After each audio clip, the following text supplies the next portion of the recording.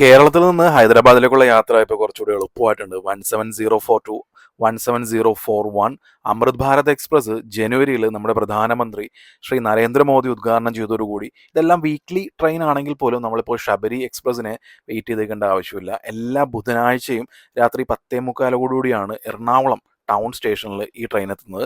അതുപോലെ നമുക്ക് തിരിച്ചു വരാനാണെന്നുണ്ടെങ്കിൽ എല്ലാ ചൊവ്വാഴ്ചയും കാലത്ത് 7:15 ഹൈദരാബാദ് നിന്ന് പുറപ്പെടുന്നുണ്ട്. ആക്ച്വലി ഇത് സെക്കന്ദരാബാദിലേക്ക് പോകുന്ന ട്രെയിൻ അല്ല ഈ അമൃത് ഭാരത് എക്സ്പ്രസ്.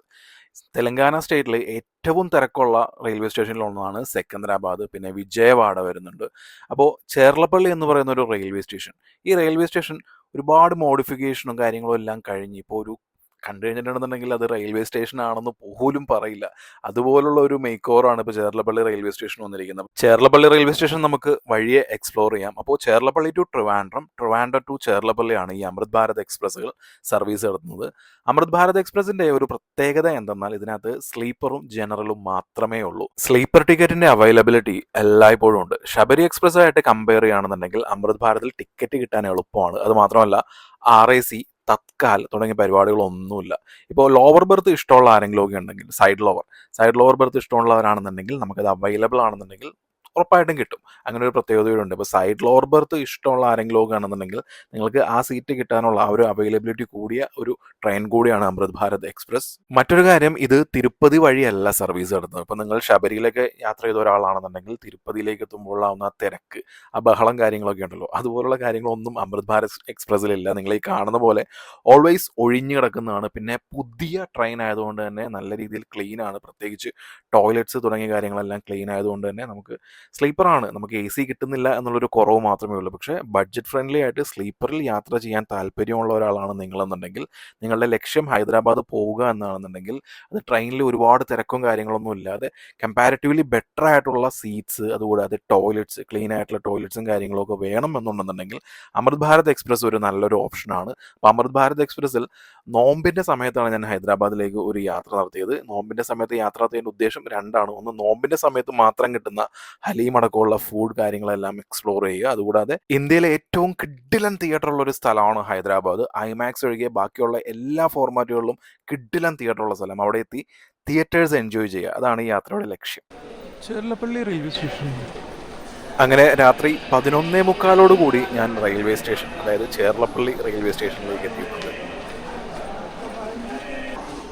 ഈ ചേർലപ്പള്ളിയിൽ നിന്ന് ഈ കാണുന്ന ഏരിയയിലേക്കെല്ലാം ബസ് അവൈലബിൾ ആണ്. പ്ലാറ്റ്ഫോം നമ്പർ 1 എന്നും പ്ലാറ്റ്ഫോം നമ്പർ 9 എന്നും. അത് കൊള്ളാം. ബസ്സിൻ്റെ നമ്പറും സ്ഥലങ്ങളൊക്കെ എഴുതി വെച്ചിട്ടുണ്ട്. ആളുകൾക്ക് അത്യാവശ്യം ഹെൽപ്ഫുള്ളായിരിക്കും. Platform number 8 to 9. ഇതൊരു കിഡിലൻ റെയിൽവേ സ്റ്റേഷനാണ്. 8-9 പ്ലാറ്റ്ഫോം ഉണ്ട് ഇവിടെ. വിജയവാഡയുടെ തിരക്കും സെക്കന്ദരാബാദിലെ തിരക്കൊക്കെ ഒഴിവാക്കാൻ വേണ്ടിയിട്ട് പണിതിരിക്കുകയാണ്. പുതിയൊരു റെയിൽവേ സ്റ്റേഷനാണ്. 2026 ജാനുവരിയിലാണ് പ്രധാനമന്ത്രി ഇത് ഉദ്ഘാടനം ചെയ്തിരിക്കുന്നത്. ആക്ച്വലി ഇവിടെ ഒരു സ്ലീപ്പിംഗ് സ്പോട്ട് ഉണ്ട്. ആ സ്ലീപ്പിംഗ് സ്പോട്ട് പ്ലാറ്റ്ഫോം നമ്പർ 1 അടുത്തായിരിക്കും എന്ന് വിചാരിച്ച് ഞാൻ പുറകിലേക്ക് കുറേ നടന്നുപോയി. പക്ഷേ പ്ലാറ്റ്ഫോം നമ്പർ 1 അല്ല, പ്ലാറ്റ്ഫോം നമ്പർ 9 ചേർന്നിട്ടാണ് വന്നിരിക്കുന്നത്. നമുക്ക് കണ്ടുപിടിക്കണം. ഇവിടെ 24 hour ബസ്സും ഉണ്ടെന്ന് തോന്നുന്നു. വൻ സെറ്റപ്പുണ്ടോ. ഇവിടെ ഒരു ബസ് ബാൻ ഉണ്ട്. നൈസ്. കുറേ ബസ്സുണ്ട് ഇവിടെ. ബസ്സൊക്കെ കിടക്കുന്നുണ്ടോ. പുതിയൊരു റെയിൽവേ സ്റ്റേഷൻ ഉദ്ഘാടനം കഴിഞ്ഞു. അവർ ഇവിടുത്തെ ട്രാൻസ്പോർട്ടേഷൻ പക്കയാക്കിയിട്ടുമുണ്ട്. ഇപ്പോൾ സമയം എന്ന് പറഞ്ഞാൽ വെളുപ്പിന് 12 മണി. 12 മണിക്കും ഇവിടെ ബസ് അവൈലബിൾ ആണ്.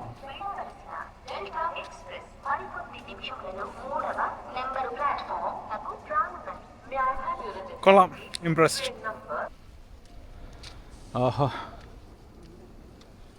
കൊള്ളാം അല്ലേ. പെട്ടെന്ന് കാണുമ്പോൾ ഇതൊരു റെയിൽവേ സ്റ്റേഷനാണെന്ന് പറയുമോ. ഒരു കിടിലം ബിൽഡിംഗ് അല്ലേ. അപ്പോൾ ഇതാണ് ചേർലപ്പള്ളി റെയിൽവേ സ്റ്റേഷൻ. നമ്മളിപ്പോൾ ശബരിയൊക്കെ നോക്കുകയാണെന്നുണ്ടെങ്കിൽ സെക്കന്ദരാബാദിൽ പോയി ഇറങ്ങാം. ഇതാണെങ്കിൽ ചേർലപ്പള്ളിയാണ്. ചേർലപ്പള്ളിയിൽ ഞാനിപ്പോൾ എത്തിയിരിക്കുന്നത് രാത്രി 11:30 ഇപ്പോൾ ഇവിടെ ഒരു ക്യാപ്സ്യൂൾ ഹോട്ടൽ പോലത്തെ ഒരു സംഭവമുണ്ട്. 6 മണിക്കൂറത്തേക്ക് 400 rupees. ആ ഒരു സംഭവത്തിന് അന്വേഷിച്ചിട്ടാണ് ഈ പോകുന്നത്. നോർമലി ഇതെല്ലാം പ്ലാറ്റ്ഫോം 1 ഉണ്ടാവുന്നത്. റിട്ടയറിംഗ് റൂം, ക്യാപ്സ്യൂൾ, ഇത് ഹോട്ടലും കാര്യങ്ങളൊക്കെ. പക്ഷേ നമ്മളിവിടെ വന്ന് ഇറങ്ങുകയാണെന്നുണ്ടെങ്കിൽ പ്ലാറ്റ്ഫോം നമ്പർ 9 ഇല്ലേ, ആ 9 കഴിഞ്ഞിട്ട് പുറത്തേക്ക് ഇറങ്ങിയാലാണ് ഈ മെയിൻ ബിൽഡിങ്ങിൻ്റെ എക്സിറ്റ് വരുള്ളൂ. ഇത് ഫുള്ളി എയർ കണ്ടീഷൻഡ് ആണെന്ന് തോന്നുന്നു. എയർപോർട്ടിൽ കയറുന്ന പോലെ ഉണ്ട്.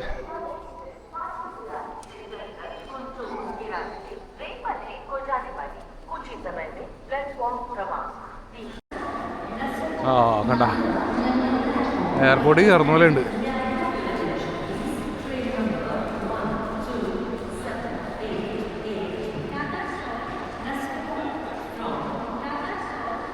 നൈസ്. എക്സിക്യൂട്ടീവ് ലോഞ്ച് ഉണ്ട് ഇവിടെ. അതുകൂടാതെ AC വെയിറ്റിംഗ് ഹാൾ ഉണ്ട്, പ്രീപെയ്ഡ്. ഓക്കെ, സ്ലീപ്പിംഗ് ബോട്ട്സ് ഉണ്ട്. അപ്പോൾ അർദ്ധരാത്രി 12 മണിക്ക് ഇവിടെ എത്തിയാലും ഇവിടെ സ്ലീപ്പിംഗ് ബോട്ട്സ് ഉണ്ട്. നമ്മളെ റിട്ടയറിംഗ് റൂമൊക്കെ പോലെ തന്നെ, പക്ഷേ റിട്ടയറിംഗ് റൂമിനേക്കാളും കുറച്ച് റേറ്റ് കൂടുതലായിരിക്കും. ഫസ്റ്റ് ഫ്ലോറിലാണ് ഇത് വരുന്നത്.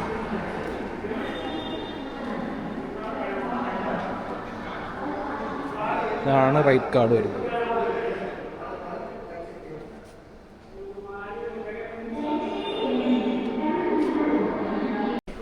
ഇതാണ് നമ്മുടെ സ്ലീപ്പിംഗ് ബോട്ട്സ് വരുന്നത്. കണ്ടിട്ട് പുതിയ ബോട്ട്സ് ഇവിടെ എത്തിച്ചതായിട്ട് എനിക്ക് തോന്നുന്നില്ല. എനിക്ക് തോന്നുന്നു ഇതിൻ്റെ വെണ്ടർ വേറെ എവിടെയെങ്കിലുമൊക്കെ ഉള്ളത് ഇവിടെ എത്തിച്ചതായിരിക്കാം. കാരണം ആ ഒരു പുതുമ സംഭവങ്ങളൊന്നും ഫീൽ ചെയ്യുന്നില്ല. കാരണം ഇത് മാർച്ചാണ്, ആക്ച്വലി ജാനുവരിയിലായിരുന്നു ഈ റെയിൽവേ സ്റ്റേഷൻ്റെ ഉദ്ഘാടനം നടത്തിയത്. അപ്പം അങ്ങനെ നോക്കുകയാണെന്നുണ്ടെങ്കിൽ ഒരു 2 മാസം കൊണ്ട് ഇത്രയും ആ ഒരു പഴക്കവും കാര്യങ്ങളൊക്കെ വരുമോ എനിക്ക് സംശയമാണ്. ചേർലപ്പള്ളി റെയിൽവേ സ്റ്റേഷൻ പരിസരത്ത് കുറച്ച് പ്രൈവറ്റ് ആയിട്ടുള്ള ഡോർമെറ്ററിയും കാര്യങ്ങളൊക്കെ ഉണ്ട്. അതായിട്ട് കമ്പയർ ചെയ്യുമ്പോൾ ഇത് കുറച്ച് ബെറ്റർ ആണെന്നേ ഉള്ളൂ. ഇതിൻ്റെ യഥാർത്ഥ അവസ്ഥ ഞാൻ പറയാം.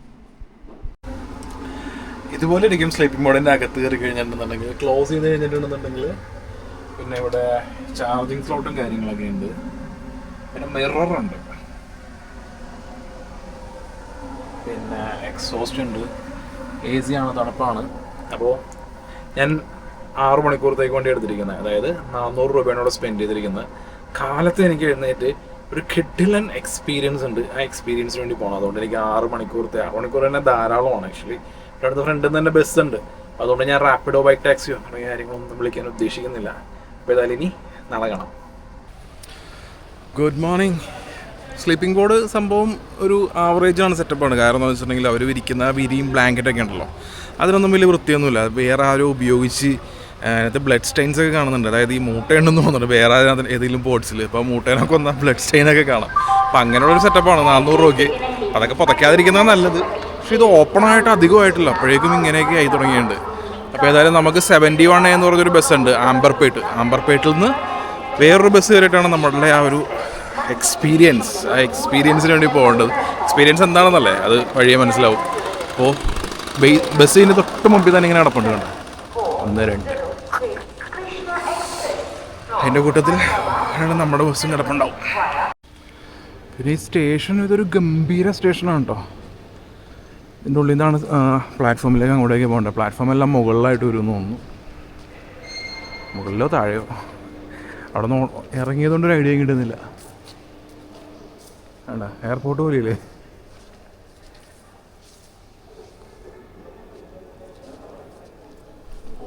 ചുമ്മാ വേറെ ലെവൽ സ്റ്റേഷൻ ചേർലപ്പള്ളി. അങ്ങനെ നമ്മൾ ബസ്സിൽ കയറി. കറക്റ്റ് 6 മണിക്ക് തന്നെ ബസ് വന്നു. ഇവിടെ നിന്ന് 6:04, 6:05 ആകുമ്പോഴേക്കും ബസ് പോകും.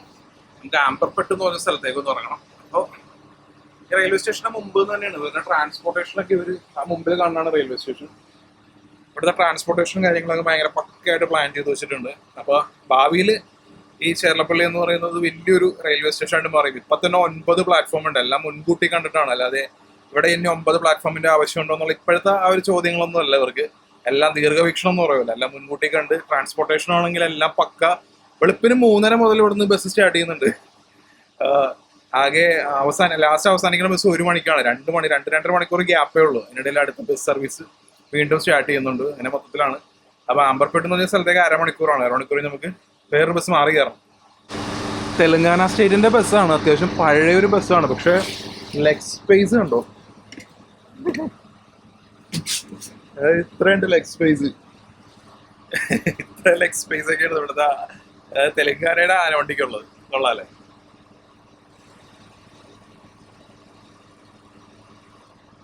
പിന്നൊരു കാര്യം എന്താണെന്നറിയോ, കൊതുക് അതെല്ലായിടത്തും. ഇതാണ് ഞാൻ ആ പറഞ്ഞ എക്സ്പീരിയൻസ്. അതായത് പ്രഭാസ് നായകനായിട്ടുള്ള മുന്ന എന്ന് പറയുന്ന സിനിമ അത് റിലീസ് ആവുകയായിരുന്നു. റിലീസ് ആവുന്നത് സുദർശൻ എന്ന് പറയുന്ന ഒരു തിയേറ്ററിലാണ്. ആക്ച്വലി ഹൈദരാബാദിൽ, അതായത് തെലുങ്കിൽ ഒരു സിനിമ റിലീസ് ആവുകയാണെന്നുണ്ടെങ്കിൽ RTC ക്രോസ് റോഡ് എന്ന് പറഞ്ഞൊരു റോഡുണ്ട്. അവിടെ കുറച്ച് അടിപൊളി തിയേറ്റേഴ്സ് 2-3 എണ്ണം ഉണ്ട്. അതിൽ പ്രധാനപ്പെട്ട ഒരു തിയേറ്ററാണ് ഈ കാണുന്ന സുദർശൻ 35mm എന്ന് പറയുന്ന ഈ തിയേറ്റർ. അതായത് ഈ സുദർശൻ, ദേവി, സന്ധ്യ ഇതുപോലുള്ള കുറച്ച് തിയേറ്റേഴ്സ് ഉണ്ട്. ഈ തിയേറ്റേഴ്സിൽ സിനിമ ക്ലിക്കായി കഴിഞ്ഞിട്ടുണ്ടെന്നുണ്ടെങ്കിൽ മൊത്തത്തിൽ ഈ സിനിമ വർക്കായെന്നാണ് ഇവർ കണക്കാക്കുന്നത്. കാരണം അത്രയും മാസപ്പിലുള്ള കിഡിലൻ തിയേറ്റേഴ്സാണ്. നമുക്ക് എറണാകുളത്ത് കമ്പയർ ചെയ്യാനായിട്ടാണെന്നുണ്ടെങ്കിൽ പോലും ഇതുപോലുള്ളൊരു തിയേറ്റർ ഇല്ല. അതിന് കാരണം സുദർശൻ 35mm, നിങ്ങൾക്ക് ഈ 35mm എന്ന് കേൾക്കുമ്പോൾ തന്നെ മനസ്സിലായി കാണും, നല്ല പഴക്കമുള്ള തിയേറ്ററാണ്. പക്ഷേ നിലവിൽ ബാർക്കോയുടെ SP4K 55B RGB ലേസർ പ്രൊജക്ഷനും 32 ചാനലിലെ ഡോൾബി അറ്റ്മോസും ആണ് ഇവിടെ ഉള്ളത്. അതുകൂടാതെ 1216 സീറ്റാണ് ഈ തിയേറ്ററിനുള്ളത്. 55 ഫീറ്റുള്ള ഒരു വലിയ സ്ക്രീനും 1216 സീറ്റിങ്ങും ഉള്ള ഈ തിയേറ്ററിലുണ്ടാവുന്ന ആ ഒരു ക്രൗഡ് നിങ്ങൾക്ക് അത് ഊഹിക്കാവുന്നതല്ലേ ഉള്ളൂ. ഇത്രയൊക്കെ ഉണ്ടായിട്ടും ഇവർ ചാർജ് ചെയ്യുന്ന ടിക്കറ്റ് റേറ്റ് എന്ന് പറയുന്നത് 50 രൂപ, 100 രൂപ, 150 രൂപ, അത്രയേ ഉള്ളൂ. അതിൽ കൂടുതൽ ഇവിടെ ടിക്കറ്റ് റേറ്റോ കാര്യങ്ങളോ ഒന്നുമില്ല. പിന്നെ പോലീസ് കേസാണ് ഡോൺ ഫയർ, നിങ്ങൾക്ക് ഊഹിക്കാവുന്നതേ ഉള്ളൂ. കാരണം തെലുങ്ക് സിനിമ സെലിബ്രേഷന് അറിയാമല്ലോ, ഇവർ ചിലപ്പോൾ എന്തൊക്കെ ഉണ്ടാവും, തീ കൊണ്ട് എന്തൊക്കെ ചെയ്യാമോ അതൊക്കെ ചെയ്തിരുന്നു. അപ്പോൾ ഇനി ഞങ്ങൾ എന്തെങ്കിലുമൊക്കെ ചെയ്യുകയാണെന്നുണ്ടെങ്കിൽ പോലീസ് കേസ് വരുമെന്ന് എല്ലാ ഇതുപോലുള്ള മാസ് തിയേറ്റേഴ്സിലും ഉണ്ട്. ആക്ച്വലി ഇവിടെ കർട്ടൺ റൈസർ, ഇപ്പോൾ നമ്മൾ തൃശ്ശൂർ രാഗത്തിലൊക്കെ പോകുകയാണെന്നുണ്ടെങ്കിൽ ആ കർട്ടൺ റൈസറൊക്കെ ഉണ്ട്. നല്ല മ്യൂസിക്കും കാര്യങ്ങളും ഉണ്ടാവും. നിങ്ങൾ നോക്കിയാൽ കാണാം കർട്ടൻ പതിയെ പൊങ്ങുകയാണ്. പക്ഷേ അതിന് ഇവിടെ പ്രത്യേകിച്ച് ആഘോഷമോ തുടങ്ങിയ കാര്യങ്ങളൊന്നുമില്ല, മ്യൂസിക്കോ ഒന്നുമില്ല. ജസ്റ്റ് ആ കർട്ടനങ്ങ് പൊക്കുക, ആ പരിപാടിയുള്ളൂ. പക്ഷേ ലൈറ്റ് ഓഫ് ചെയ്ത് കഴിഞ്ഞ് ഇവിടെ സെലിബ്രേഷൻ, അതായത് ഈ സിനിമ സെലിബ്രേഷൻ തുടങ്ങി കഴിഞ്ഞിട്ടുണ്ടെന്നുണ്ടെങ്കിൽ പിന്നെ സുദർശൻ വേറെ ലെവലാണ്.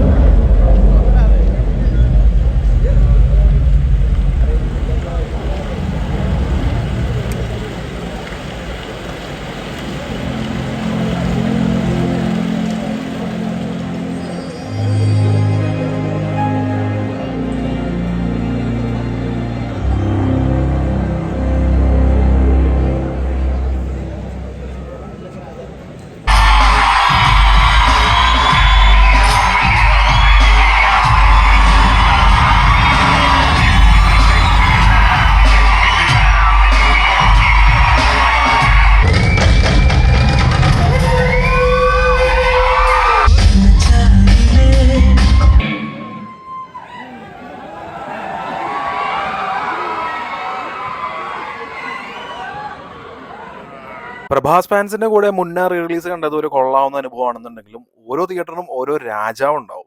സുദർശന്റെ രാജാവ് എന്ന് പറയുന്നത് സാക്ഷാൽ മഹേഷ് ബാബു ആണ്. മഹേഷ് ബാബു അഡ്ഡ എന്നാണ് ഇത് അറിയപ്പെടുന്നത് തന്നെ. അതുകൊണ്ട് മഹേഷ് ബാബുവിന്റെ ഒരു സിനിമ കണ്ടു കഴിഞ്ഞാലാണ് അതൊരു പൂർണ്ണതയിലേക്ക് എത്തുകയുള്ളൂ. ഈ കാണുന്നുണ്ടോ, ഇതിങ്ങനെ കറക്റ്റായിട്ട് അലൈൻ ചെയ്ത് കയറി വെച്ചിരിക്കുന്നത് ഫാൻസ് ആഘോഷിക്കാൻ വേണ്ടിയിട്ട്. ആ പേപ്പർ നിങ്ങളിപ്പോൾ ഓൾറെഡി പ്രഭാസിന്റെ ആ പടത്തിൽ കണ്ടില്ലേ, പക്ഷെ അതിന്റെ 100 ഇരട്ടിയാണ് ഇനി കാണാൻ പോകുന്നത്. കാരണം ഇതൊരു മഹേഷ് ബാബുവിന്റെ അത്തോടു എന്ന് പറയുന്ന പടമാണ് റിലീസ് ചെയ്യാൻ കാണാൻ വന്നിരിക്കുന്നത്. അപ്പോൾ നിങ്ങളൊന്ന് ആലോചിച്ച് നോക്കിയത്, പാലഭിഷേകമൊക്കെ ഇപ്പോഴേ തുടങ്ങി, അതായത് എത്രയോ വർഷങ്ങൾ മുമ്പ് റിലീസായിട്ടുള്ള ഒരു പടം, അത് റിലീസ് ഞായറാഴ്ചകൾ വരും. അപ്പോൾ എല്ലാ ഞായറാഴ്ചയും ഫാൻസിന് സെലിബ്രേറ്റ് ചെയ്യാനായിട്ട് 7:30 AM ഒരു ഷോ ഉണ്ടാവും. കാലത്ത് വരുന്ന ഫാൻസിന്റെ ആഘോഷങ്ങളൊക്കെയാണ് നമ്മൾ ഈ കാണുന്നത്.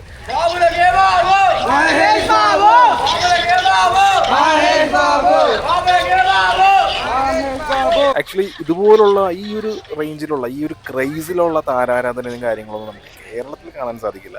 അതുകൊണ്ട് തന്നെ ആ ഒരു കൗതുകം ഉണ്ടായിരുന്നു. കാരണം ഇവര് സംഭവം ഒരു എത്രയോ പാക്കറ്റ് പാലകയാണ് ഇവർ ഇതുപോലെ നശിപ്പിച്ച് കളയുന്നത്. എന്നാലും ഈ ഒരു താരാരാധനയുടെ ഒരു വേറെ എക്സ്ട്രീം വേർഷൻസ് ഒക്കെ കാണുമ്പോണ്ടല്ലോ ആ ഒരു കൗതുകം ഉണ്ടായിരുന്നു. ആൻഡ് ഇതിന്റെ അപ്പുറത്തിൻ്റെ അപ്പുറമാണ് തിയേറ്ററിൻ്റെ അകത്ത് സിനിമ തുടങ്ങി കഴിയുമ്പോഴും ഇൻ്റർവെലിന് ശേഷം സെക്കൻഡ് ഹാഫ് പടമില്ല.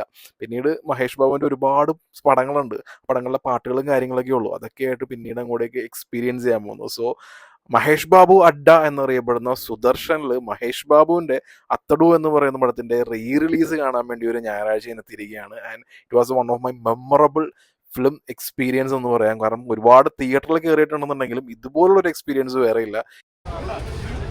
തിയേറ്ററിനകത്ത് ഫയർ കേസ് ഉണ്ടെന്നുണ്ടെന്നുണ്ടെങ്കിൽ പോലീസിൽ വിളിക്കുമെന്നാണ് എഴുതിയിരിക്കുന്നത്. കാരണം ഇവിടുത്തെ ഫാൻഡം അങ്ങനെയാണല്ലോ. അതുകൊണ്ട് ഇവർക്ക് ഇത് വല്ലപോലെ ബോർഡ് വെക്കാതെ രക്ഷയില്ല. കണ്ടിട്ട് ഇത് പുതിയ ബോർഡാന്ന് തോന്നുന്നു. എനിക്ക് തോന്നുന്നു ഏതോ ഒരു പവൻ കല്യാണം അല്ലെങ്കിൽ ബാലയ്യയുടെ പടം ഇവിടെ കളിച്ചിട്ടുണ്ടാവും. ഇവിടെ ഇരിക്കുന്ന ട്രോഫീസ് ബൃന്ദാവനം ദേവര, എനിക്ക് തോന്നുന്നത് ഇത് NTRന്റെ വേണ്ടി മാറ്റി വെച്ചിരിക്കുന്നതാണ്. ഇത് മുഴുവൻ ബാബു, ഇരിക്കണ മുഴുവൻ ബാബു. ആരാ താഴെ ആരാ? വെങ്കി, ഓ ചിരഞ്ജീവി. ഇവിടെ ഉണ്ടല്ലോ ബാബു, ബാലയ്യ. ഇത് മാത്രം ഒറ്റയ്ക്ക് ഇരിക്കണ്ടല്ലോ. രംഗസ്ഥലം വേറെ ഏതാണ്? ഇത് മുഴുവൻ ചരൺ. അതിൻ്റെ ഇടയിൽ പവൻ കല്യാണം ഉണ്ട്. ഇത് ബാഹുബലി. ഇത് മഹേഷ് ബാബുവിൻ്റെ മെയിൻ ആണെന്ന് തോന്നുന്നുണ്ട് ഈ തിയേറ്റർ.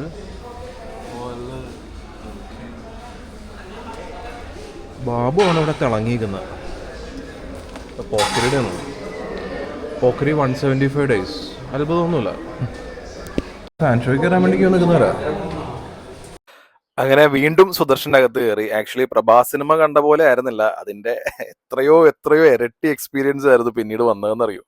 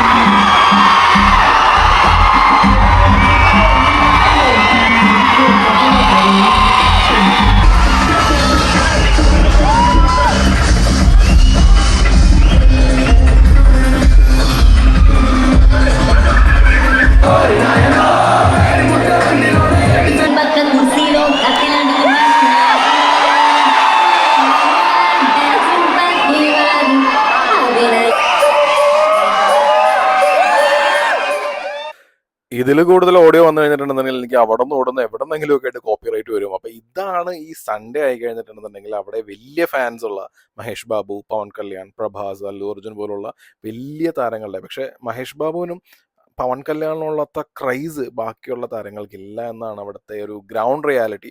നമ്മളിവിടെ നിന്ന് കേരളത്തിൽ നോക്കുമ്പോൾ നമുക്ക് അല്ലു അർജുൻ ആയിരിക്കും കൂടുതൽ ഫേമസ് എന്നൊക്കെ തോന്നും. പക്ഷെ മഹേഷ് ബാബു അഡ്ഡ എന്നറിയപ്പെടുന്ന സുദർശനിൽ വന്ന് മഹേഷ് ബാബുവിൻ്റെ ഒരു ഫാൻ ഷോ ഇതുപോലുള്ള, ആക്ച്വലി ഇതെല്ലാം റിലീസാണ്. ഒരു പുതിയ പടം, വാരണാസി പോലുള്ള പടമൊക്കെ ഈ സുദർശനിൽ കാണുക എന്ന് പറയുന്നത്, ആക്ച്വലി ഹൈദരാബാദിൽ ഇതുപോലുള്ള മെയിൻ റിലീസ് വന്നു കഴിഞ്ഞിട്ടുണ്ടെങ്കിൽ ടിക്കറ്റ് കിട്ടുക എന്ന് പറയുന്നത് തന്നെ വളരെ വളരെ വളരെ ബുദ്ധിമുട്ടുള്ള കാര്യമാണ്. കാരണം സിനിമ എന്ന് പറയുന്നത് അവർ ബാക്കിയുള്ളതിനേക്കാൾ എന്തിനേക്കാളും നന്നായിട്ട് എൻജോയ് ചെയ്യുന്ന, അവരുടെ ഒരു ആഘോഷമാക്കി മാറ്റുന്ന ഒരു ജനതയാണ് ഹൈദരാബാദിലുള്ളത്. അപ്പോൾ അവർക്ക് പറ്റിയ കിഡിലൻ തിയേറ്റേഴ്സും അവിടെ ഉണ്ട്. ഇന്ത്യയിലെ ബെസ്റ്റ് തിയേറ്റർ ഉള്ള സ്ഥലം ഹൈദരാബാദ് തന്നെയാണ്, ഒരു സംശയമില്ല. ഇജാതി എക്സ്പീരിയൻസ് ലൈഫിൽ കിട്ടിയിട്ടില്ല. അതൊരു കിങ് സൈസ് തിയേറ്ററാണ്. എല്ലാം കൂടി പുറത്തേക്ക് ഇറങ്ങുമ്പോഴേക്കും ഭയങ്കര തിരക്കായിരിക്കും. അതിന് മുമ്പ് എസ്കേപ്പ് അടിക്കട്ടെ. റാപ്പിഡോ കിട്ടൂല, എല്ലാം കൂടി റാപ്പിഡോയൊക്കെ നോക്കി വരുമ്പോൾ. പക്ഷെ എൻ്റെ പൊന്നോ, സെക്കൻഡ് ഹാഫിൽ പടമില്ല.